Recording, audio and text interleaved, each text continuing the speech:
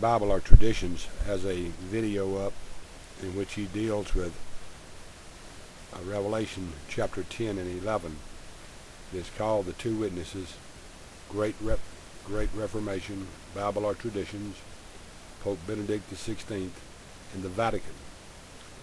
And in chapter 10 and 11, especially out of chapter 11, he wants to take the word read and say it means the Bible.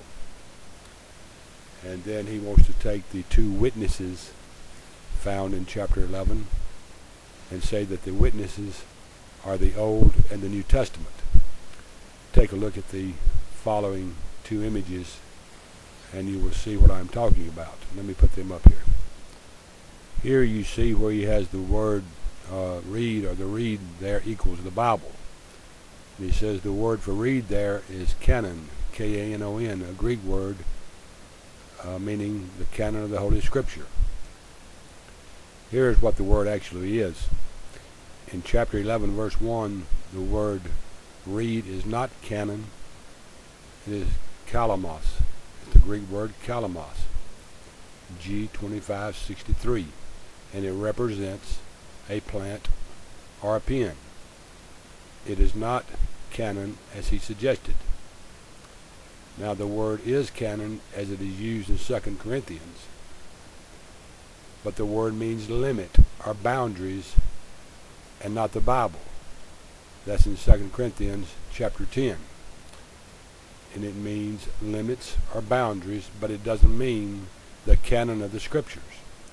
So he has totally misled people and misrepresented the Bible in trying to show that the word read is canon of the Scripture.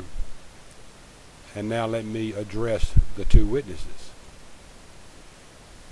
BibleOrTraditions got the word canon wrong in chapter 11, and now he wants to try to say that the two witnesses found in chapter 11 represent the Scriptures of the Old and the New Testament.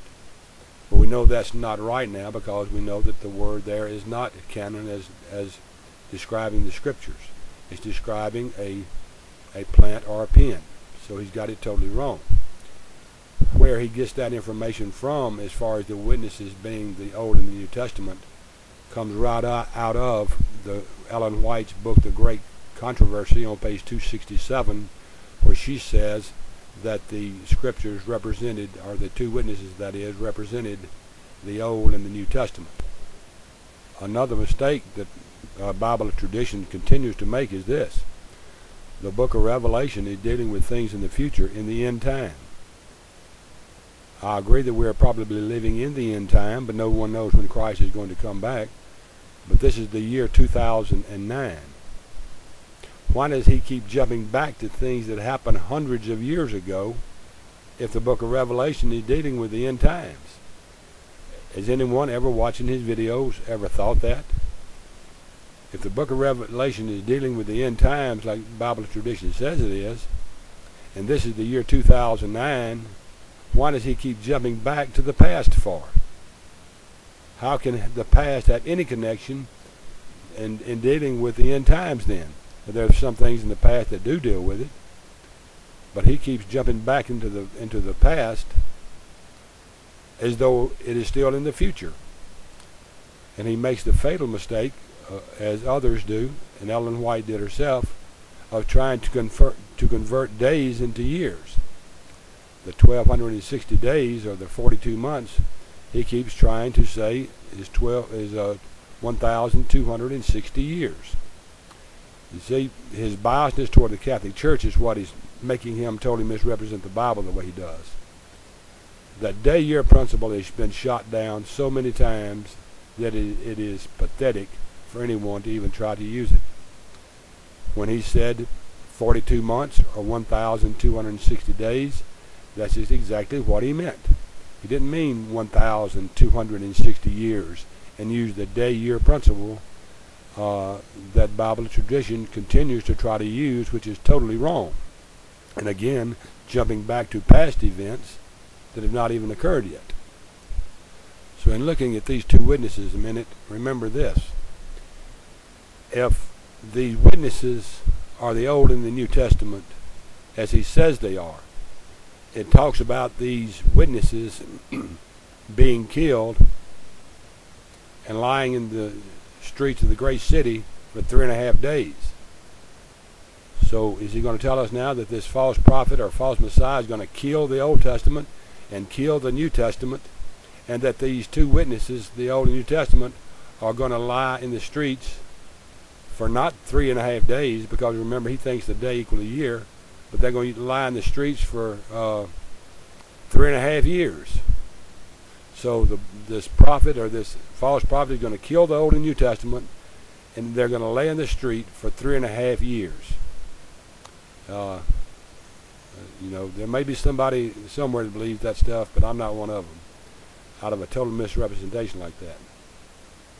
In fact, most scholars agree that the two witnesses are probably Elijah and Moses. It talks about one being able to shut up the heavens. And if you were reading 1 Kings chapter 17:1, Elijah was given the ability to shut up the heavens where it would not rain until he called for it to rain. So it exactly fits what Elijah did. It talked about being able to turn blood to water and bringing all sorts of plagues. Who was able to do that in Egypt? Moses was. So in all likelihood, the two witnesses is not the Old and the New Testament, but Moses and Elijah. It would make more sense for two bodies to lay in the streets for 3.5 years, but 3.5 days, than it would be for the Old and New Testament to be killed and lay in the street for 3.5 years.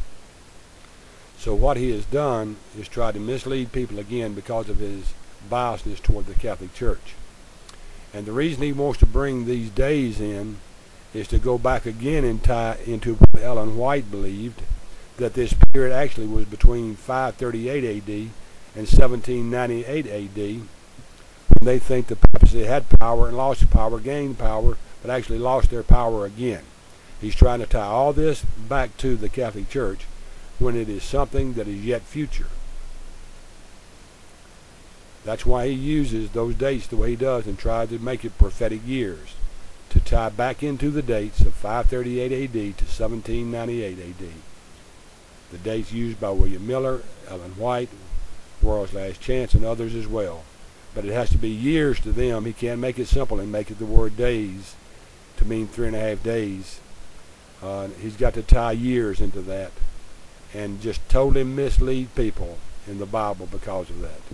Because of his hatred and his biasness and his animosity and his fanatic Protestantism toward the other people. It's really pathetic that a person would want to slander others that way, knowing their lives to begin with. What I would suggest that you do, Bible Traditions, is go back and read Matthew chapter 16, where Jesus, giving the keys to Peter, said that the gates of hell will not prevail against it. And I'm afraid your little fire isn't even getting it warm.